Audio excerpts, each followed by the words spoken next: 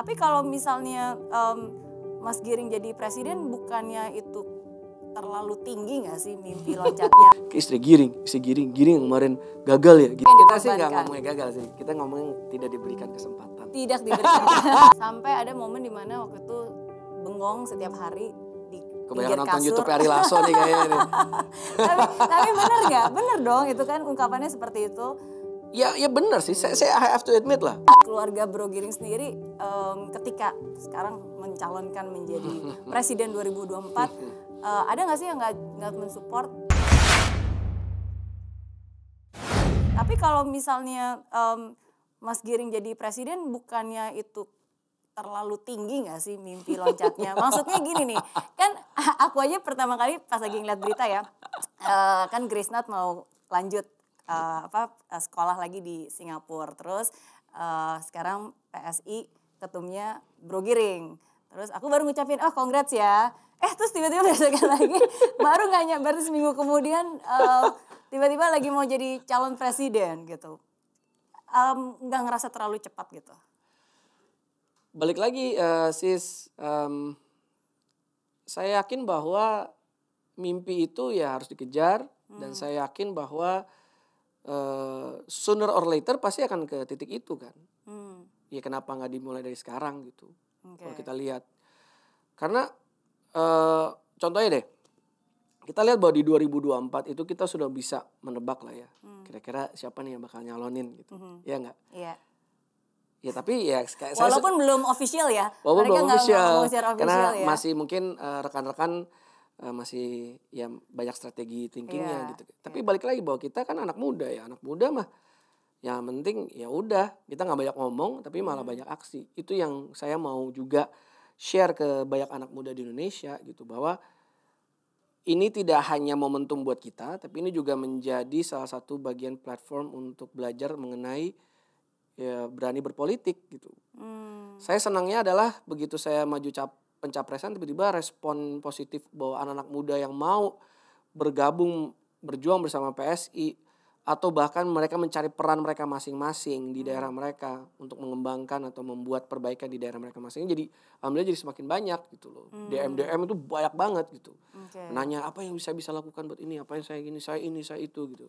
Ya, saya coba balasin satu-satu gitu di DM.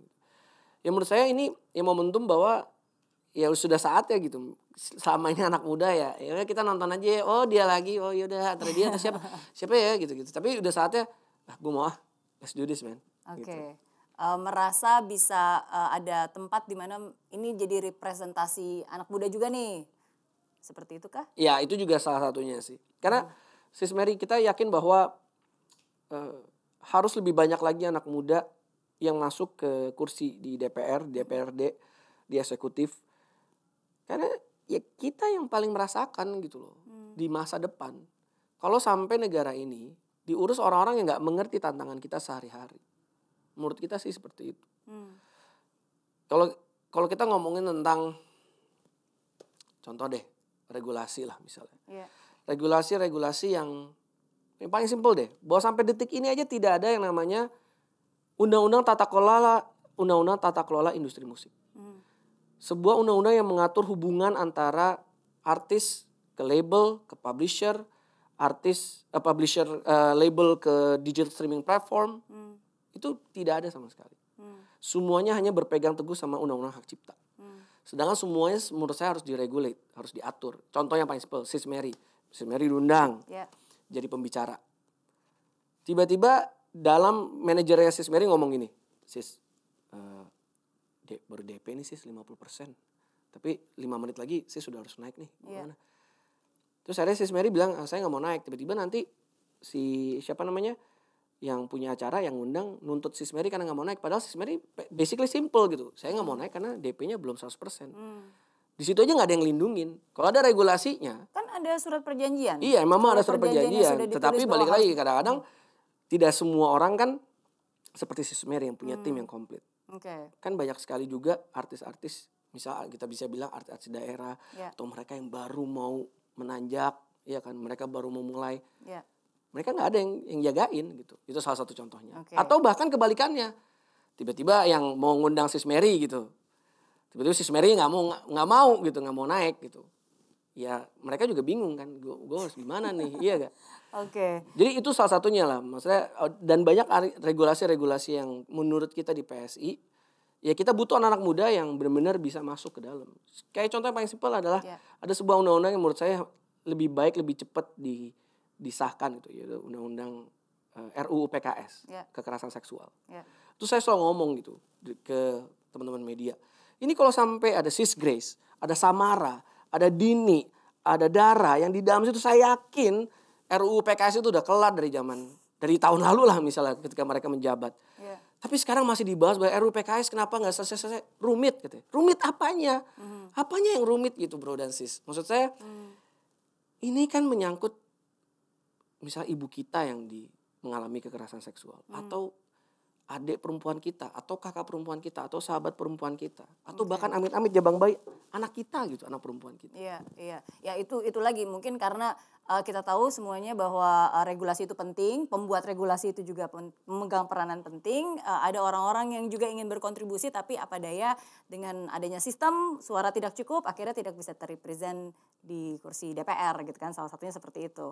Iya makanya lebih butuh lagi banyak anak muda yang masuk. Oke, tapi kalau misalnya ada yang bilang, tapi Mas Giring kemarin aja gagal di DPR, terus sampai stres berat, udah banyak yang dikorbankan. Kita sih nggak ngomongnya gagal sih, kita ngomongin tidak diberikan kesempatan. Tidak diberikan. Oke, itu sempat stres katanya. Sebetulnya kalau perolehan suara sih alhamdulillah cukup, cuman karena partainya tidak lulus PT aja kan, ambang batas aja gitu. Saya, Sis Grace, Isyana, Rian, Samara, dan masih banyak lagi teman-teman PSI yang lain yang masuk sebetulnya. Cuman karena partainya tidak lewat ambang batas akhirnya semuanya jadi tidak lewat gitu kan. Kalau stres menurut saya normal. I'm just being a human being gitu. Saya kan manusia biasa gitu. Orang kalau gagal ya pasti harus berproses gitu. Karena saya yakin, saya percaya bahwa kalau Abraham Lincoln selalu ngomong bahwa manusia itu proses. Kita adalah makhluk hidup yang berproses gitu. Abraham Lincoln tuh seumur hidupnya gagal terus gitu dan sekali-sekalinya langsung jadi presiden. Gitu kan. Sampai ada momen di mana waktu itu bengong setiap hari di kebanyakan nonton kasur. YouTube Ari Lasso nih kayaknya nih. tapi benar nggak? Benar dong, itu kan ungkapannya seperti itu. Ya benar sih. Saya I have to admit lah. I have to admit it is quite bagian dari hidup saya yang saya harus terima gitu. Saya harus terima. Tetapi kalau begitu saya lihat ke belakang, saya malah momen itu malah jadi momen di mana saya jadi semangat lagi gitu. Gimana cara bangkitnya? Karena banyak orang mereka gagal, terus sedih, manusiawi memang, tapi mungkin dia terlarut akan kesedihannya dan akhirnya nggak bisa balik lagi. Tapi Bro Giring adalah salah satu bukti bahwa ya memang manusiawi, sedih, sempat bengong juga di tempat tidur ya kan, sempat kecewa juga pasti, kecewa dong. Pastilah, pasti kan. Pastilah. Ya, because it's something that is important kan. Makanya kalau ketika kita nggak mendapat, kita kecewa itu sesuatu hal yang wajar. Kalau kita nggak kecewa justru itu yang aneh. Aneh hal lah. itu nggak penting buat kita, benar nggak? Ya kan. Tapi apa yang Bro Giring waktu itu lakukan sehingga bisa semangat lagi? Ada dua sih sebetulnya. Satu, peran keluarga ya, peran istri saya sih sama anak-anak saya sih luar biasa. Bagaimana mereka selalu support, jagain saya, motivasi saya gitu, dan ngingetin saya gitu, ngingetin bahwa ya ini adalah proses ya, tapi ini adalah bagian dari perjalanan hidup kamu gitu. Dan akhirnya makanya saya selalu bilang bahwa saya bersyukur banget. Banyak orang yang bilang, wah Cynthia bersyukur ya, janda anak satu bisa ketemu Giring gitu. Oh, no, it's the way around. Saya yang bersyukur gitu. Punya istri yang luar biasa, yang punya hati yang baik banget dan suportif banget dengan apapun pilihan hidup suaminya, dan siap menerima kesuksesan dan kegagalan suaminya. Karena bagi saya mungkin kalau saya pikir-pikir dia selalu ada buat saya, tapi kan dia juga tahu bahwa mungkin di belakang dia ada yang ngomongin dia juga gitu. Ke istri Giring yang kemarin gagal ya, gitu-gitu kan. Tapi dia cuek aja gitu. Itu satu. So family is very important. Di dalam proses kegagalan, peran keluarga untuk motivasi dan membangkitkan kita itu sangat penting. Kedua, menurut saya yang nggak kalah penting adalah traveling ya. Traveling? Iya. Oke. I think traveling itu adalah bagian proses kita mencari jati diri kita sih. Jadi waktu itu ketika saya jatuh, ya saya tuh mutusin untuk liburan lah. Liburan kemana-mana gitu sama istri gitu kan. Pokoknya banyak hal. Dan di situ ya saat melangkah ke tempat baru, kan refresh ya. Refresh, habis itu belajar lagi hal baru gitu. Dan ternyata begitu dicek, hampir semua orang-orang sukses melakukan hal yang sama. Satu contohnya. Ketika Steve Jobs waktu itu keluar dari Apple, ya kan, yang pertama kali ya. Ini ke India kan, mencari jati dirinya sendiri. Yang Teddy Roosevelt juga presiden Amerika, sempet dia waktu itu lagi momen yang parah banget, di mana istrinya dan ibunya meninggal dalam waktu kurun yang sangat dekat. Dan akhirnya dia memutuskan 2 tahun untuk tinggal di Wild West lah, berkuda, berenang di gurun pokoknya gitu kan. Dan dia di situ mencari jati dirinya sendiri. Ya saya waktu itu ambil sempat lah liburan lah ya. Tapi karena habis itu harus mimpin perusahaan, jadi cepat-cepat balik lagi sih waktu itu. Oke. Tapi that's a good way bahwa ya sometimes kita harus merestart lagi. And by changing the environment itu juga salah satu hal yang penting untuk kita bisa mengubah ya udah cara pandang kita, cara pikir kita, dan itu membuat ya it's just a personal time untuk bisa merediscover what is the purpose, ya kan? Ya anyway, kalau buat saya sih maksudnya kita semua pasti pernah mengalami kegagalan. Pastilah Benar nggak sih? Apalagi di dunia Sis Mary juga pasti pernah dong. Nggak mungkin Sis Mary bisa sesukses ini kalau nggak pernah mengicipi rasanya pahitnya kegagalan. Pasti. Tapi emang pahit sih. Pahit lah. Nikmatin aja udah. Tapi I always convince myself, okay, whenever there is a no, gitu kan, kegagalan, no, to me no is next opportunity. It's next opportunity. Jadi ya udah kalau misalnya gagal, ya mungkin kontribusi saya bukan di DPR, mungkin kontribusi saya harusnya di tempat lain, ya kan? Siapa tahu menjadi presiden itu menjadi kontribusi. Amin. Ya kan, menjadi ketum PSI juga menjadi kontribusi. Jadi that's for me sih. Saya akan selalu mengucapkan kalimat-kalimat yang akhirnya bisa menyemangati diri saya sendiri untuk bangkit. Gitu. How about you? Do you have any mantra, kalimat-kalimat yang Giring selalu ucapkan kepada diri Giring sendiri untuk bisa keep yourself motivated and bisa tetap maju? Kalau saya sih punya mantra sih banyak ya mantranya ya. Karena kan istri saya sama saya juga rajin yoga, meditasi juga kan.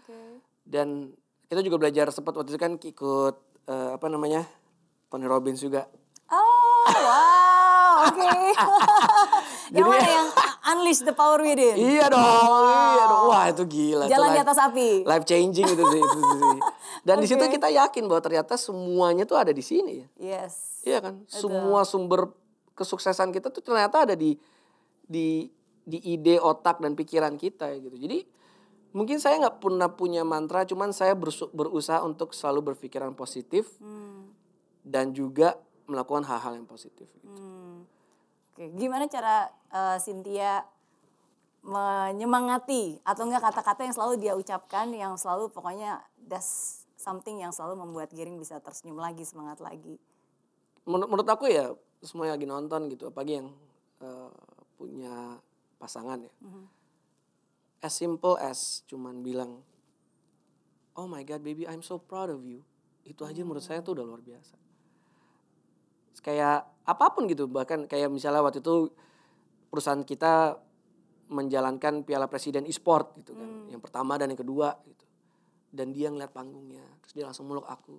Oh baby I'm so proud of you gitu. As simple as that aja menurut saya sih itu udah luar biasa gitu. Dan bikin motivasi saya untuk ayo kita ngapain lagi. Dan pulang ke rumah capek tapi dia ngeliat, aku bangga banget ya sama kamu. Itu aja tuh menurut saya sih udah luar biasa. Apalagi ketika anak-anak meluk, ayah aku bangga banget sama ayah gitu. Wah itu lebih luar biasa lagi sih. Iya. Dan aku nggak tahu ya di antara kamu sama pasangan kamu ya sis bahwa memang kita itu berdua very affectionate gitu. We always say beautiful words. Kayak misalnya dia baru bangun, kamu cantik banget gitu. Padahal dia baru, apaan sih kamu bohong banget, baru bangun juga gitu kan. Terus kayak misalnya dia bilang, kamu ganteng banget. Apaan sih gitu kayak, gila, look at me nih. Gitu. Kalau dulu couple of years ago you can say that. Tapi enggak kok, kamu tuh ganteng banget. Gitu. I think those simple gesture make you feel very happy lah. Make me feel appreciated ya. Iya, Make me Dinda. feel Iya, that benar. bahwa ada yang notice juga dan memperhatikan dan care gitu dengan kita. Termasuk juga ketika Cynthia memasakkan bibimbap dan ternyata rasanya enak banget. Iya kan? Salut loh, Iya saya kan? juga bingung Walaupun hebat aku ya. nggak ngeliat wajahnya Cynthia ketika Bro Giring memberikan komentar itu, tapi kerasa dari responsnya, really, wow, thank you so much. Itu aja aku bisa kerasa as a woman ya, kalau kita udah nyiapin sesuatu buat suami kita dan bener-bener enak dan apalagi habis gitu, bukannya cuma enak doang Tapi gitu. emang enak banget sih. Emang enak banget. Enak banget. Oke, ntar kapan-kapan harus coba. Nanti dimasakin buat kamu ya. Waduh, thank you. Oke, tapi kan again, family itu pasti selalu menjadi our supporter ya. Iya. Karena mereka yang akan selalu ada bersama kita, apapun juga situasinya, suka dan duka, dan akan selalu menyemangati lah. Nah, tapi kalau dari keluarga Bro Giring sendiri, ketika sekarang mencalonkan menjadi presiden 2024, ada nggak sih yang nggak mensupport? Nggak ada lah sis. Alhamdulillah nggak ada. Masa sih? Semuanya. Atau ada nggak yang bilang bukan yang nggak mensupport, tapi just be realistis gitu, jangan terlalu tinggi, atau mungkin at least just nggak ada semuanya 100% supportive. I think karena mereka tahu gitu bahwa suaminya, misal dari ibuku anaknya gitu misalnya, atau adiknya dari kakak aku ya tahu saya tuh emang pemimpi besar dan pekerja keras gitu. Jadi mereka ya udah lo mau apa ya udah sikat aja deh gitu. Jadi udah mengerti banget, sudah mengerti banget. Giring itu seperti apa gitu. Dan mungkin salah satu hal kenapa saya melakukan ini semua juga salah satunya adalah tidak hanya buat Indonesia tercinta ya. Tapi saya juga harus nunjukin ke anak-anak saya gitu. Kalau kamu memang sudah mau sesuatu dan kamu mau sukses atau kamu ngapain, ya kamu harus kerja keras gitu. Jadi kita harus menjadi contoh ya. Karena anak-anak kita kan ngeliat kan. Ya. Kenapa saya romantis? Karena bapak ibu saya romantis. Bapak saya sangat romantis ke ibu saya. Kenapa saya bekerja keras? Karena saya melihat sendiri gitu bahwa bapak saya seorang wartawan harus mengambil side job yang banyak to make ends meet gitu. Dan dia kerja keras apapun yang dicoba untuk kerja gitu. Misalnya apapun lah, foto ini foto itu, pokoknya dia berusaha agar bisa dapat tambahan. Ya mungkin kepatri kan ke saya kan dari kecil kan. Oh gila nyokap bokap gue kerja keras ya, yaudah gue juga harus kerja keras. Akhirnya sampai detik ini ya saya seorang pekerja keras gitu. Oke. And one thing that I salute you, pertama saya selalu salut dengan orang-orang yang bermimpi besar ya. Jadi saya nggak pernah menertawakan mimpi orang itu, wah terlalu besar gitu. Terus terang, karena sometimes saya pernah sih menertawakan satu orang, bukan orang Indonesia, yaitu Donald Trump. Seriously, ini waktu itu soalnya pas lagi tahun-tahun mereka lagi pemilihan presiden. Kan memang kebetulan waktu itu saya sama suami memang lagi ada di New York for quite some times gitu. Jadi kita benar-benar ngikutin. Terus awalnya saya berpikir bahwa wah gila enak banget ya Hillary ya. Dapat lawan yang kayak gitu udah pasti dia bakalan menang gitu Hillary. Tapi ternyata yang orang berpikir bahwa itu nggak mungkin, it's just a joke gitu kan. Ini cuma reality show dan seterusnya. Tapi ternyata bisa menjadi presiden gitu. Jadi sejak itu saya jadikan itu sebagai sebuah inspirasi ya. Bukan karena saya mengidolakan Donald Trump, no. Maksudnya as a person, ya pasti semua orang punya positif dan negatifnya. Tapi I admire his courage gitu. Untuk ketika kita sudah punya target akan sesuatu, then we just go all out, kita fokus, kita benar-benar lakukan yang terbaik. Ya, dan maksudnya kalau memang sudah waktunya ya dunia akan dan Tuhan akan mereward kamu dan memberikan apa yang kamu inginkan gitu. Jadi menurut saya nggak ada mimpi yang ketinggian, yang ada niat dan usaha yang kekecilan. Yes. Jadi asalkan mimpi kita tinggi, usaha kita juga tinggi. Who knows? Ya kan? Who knows, man? Tapi kamu ingat gak sis bahwa dulu awal Donald Trump pernah diundang kayak acara makan malam gitu, terus ada Obama waktu itu masih presiden, dan waktu itu si Trump di roast sama Obama bisa-bisa tuh sampai pokoknya hancur deh, pokoknya bener-bener wah gitu, kita semua ngetawain, wah ngebully gitu-gitu, cuman ya ternyata jadi loh doi. Iya. Serius. Dulu saya paling ngetawain, gila gak mungkin banget, gila kita ketawa-ketawain aja gitu. Tapi ternyata lolos round berikutnya, and then wow, eventually he becomes the president gitu.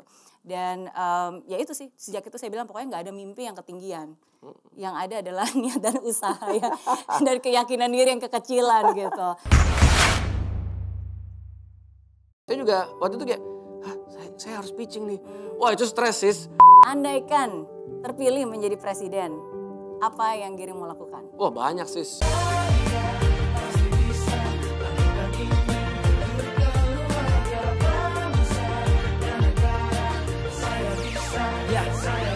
Rasanya bumi tanpa hujan, hidup tanpa tujuan, kering dan mati tanpa hijaunya tumbuhan.